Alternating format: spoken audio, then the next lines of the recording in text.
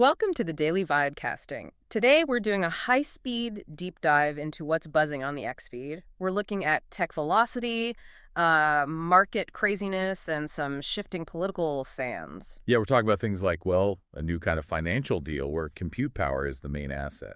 Right, and also why Apple seems unfazed by 800 million ChatGPT users. And how fast state politics seem to be changing under our feet. The big theme today really is speed, velocity. Exactly. Everything's accelerating, tech innovation, how finance works, even voter patterns.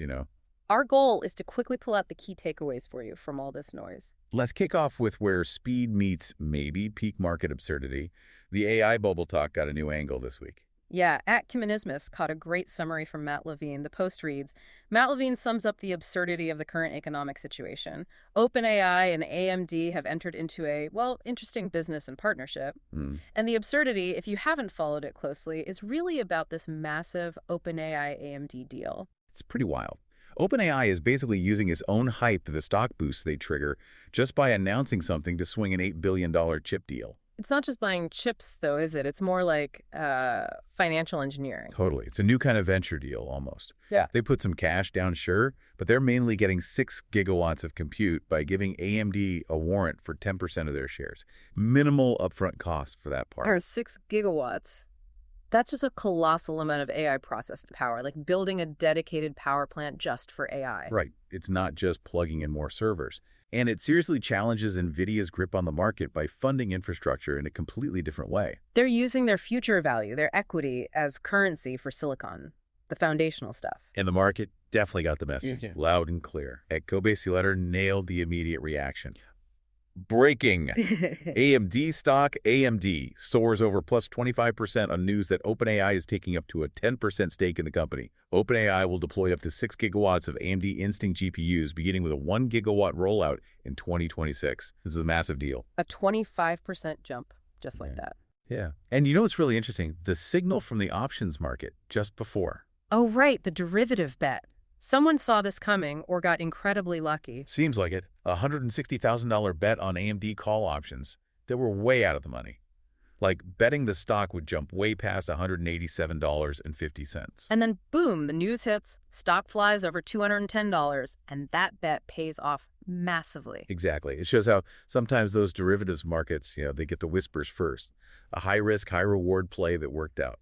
Okay, so moving from financial speed to technical speed. The AI development race is just as frantic. We got a simple but important confirmation from Philipp Schmid at Google DeepMind. At Phil Schmid just posted, confirmed. Short and sweet. He confirmed Gemini 3 will support tool calling. This sounds technical, but it's a big deal. Really. Oh, absolutely. It means the AI model can, reach out and use other tools on its own, call APIs, run code interpreters. So it can do multi-step things without a human guiding each step. Exactly. That's the core of these agentic workflows everyone's talking about.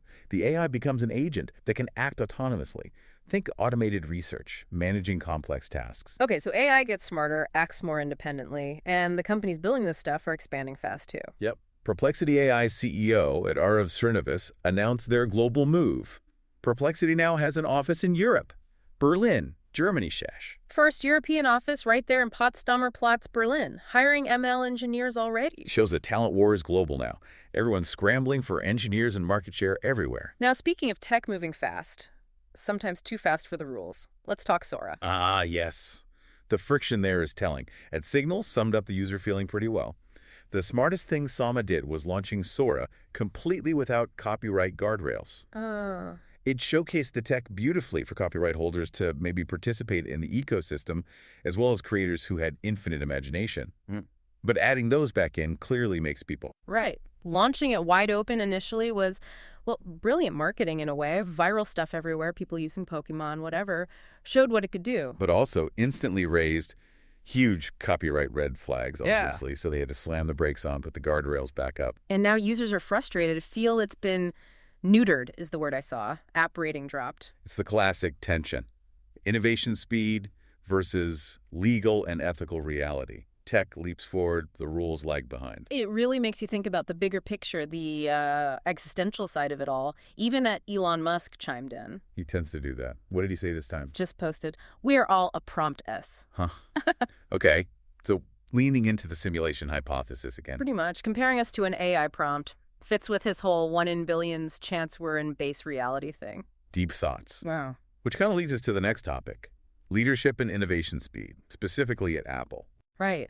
There's this debate heating up about Tim Cook's potential successor and what kind of leader Apple needs now. At DHH had a strong take. Put a builder back in charge of the business, and Apple could absolutely turn the ship around. The builder versus manager argument. Exactly. DHH is referencing speculation about John Ternus, a hardware engineer, possibly taking over. The idea being, Apple needs that engineering focus again. Like the shift to Apple Silicon. That was huge for the Mac line, driven by engineering. Right. Doubled performance in some cases. So DHH argues that kind of focus is needed to reignite innovation and fix some perceived software issues. Even though Cook took a market cap to, over $3 trillion? Yeah, incredible growth under Cook. Yeah. But the question's about the next wave of innovation. And Apple's caution on AI looks, stark compared to the competition. Mark Gurman pointed this out very clearly.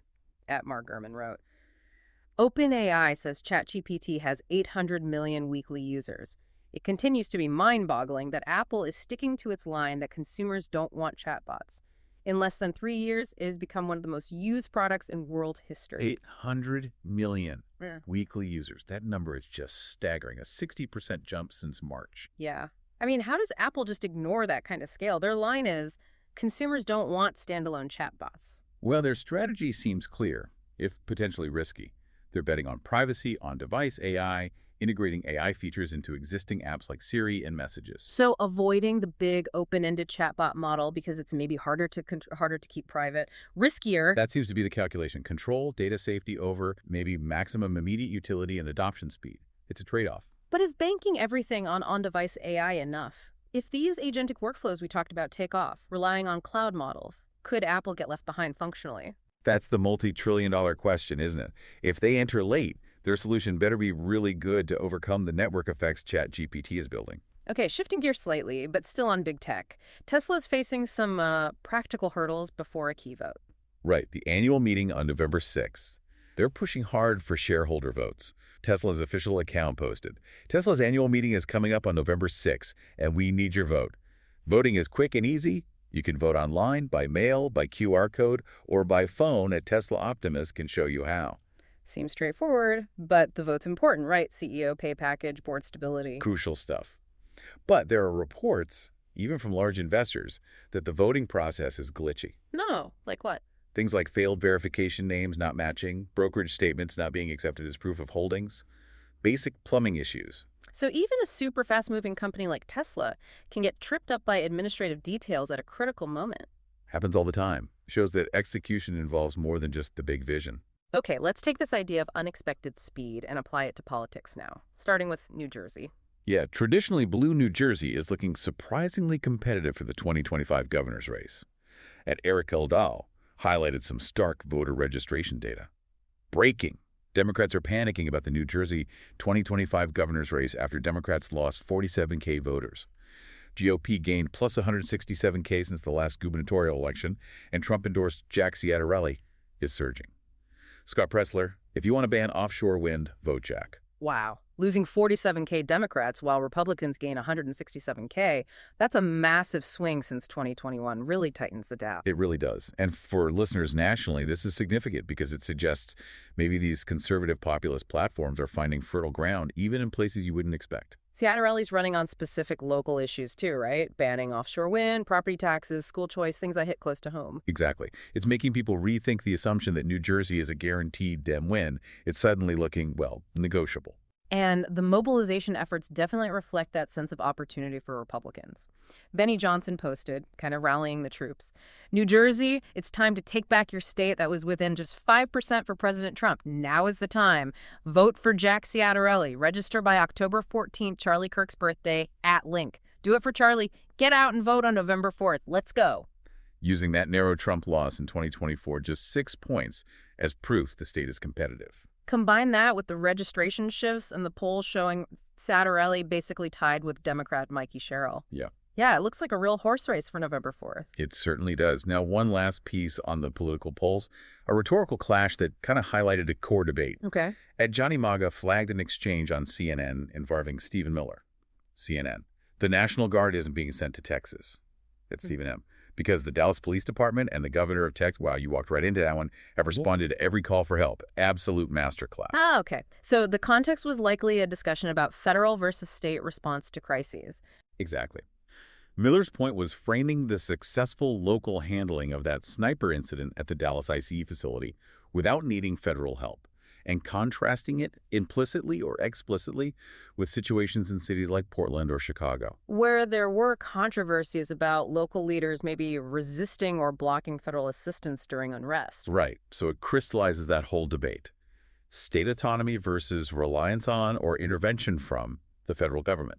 A quick, sharp exchange that captured a major political fault line. Okay, we have covered a lot of ground at high speed today, all connected by this theme of rapid disruption. Yeah, from the wild financial engineering using compute as equity. To the sheer velocity of AI development, Gemini's new skills, ChatGPT hitting 800 million users while Apple holds back. And then seeing that speed reflected in politics, with voter bases shifting rapidly in places like New Jersey. What really stands out is just how fast things are moving, maybe faster than our systems can keep up. That Sora example is perfect, isn't it? Launch wide open, instant viral buzz, immediate legal backlash, clampdown, user frustration.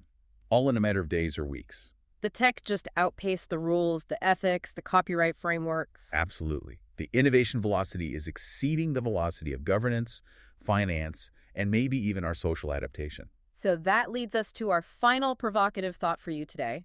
If compute can become collateral in finance, and a tool like Sora hits legal walls almost instantly, Meaning AI's acceleration is bumping up against the limits of existing systems. what field do you think is next? Where will AI's incredible speed cause the most friction with our current ethical, legal, or practical guardrails? Insurance, medicine, something else entirely. Something to chew on.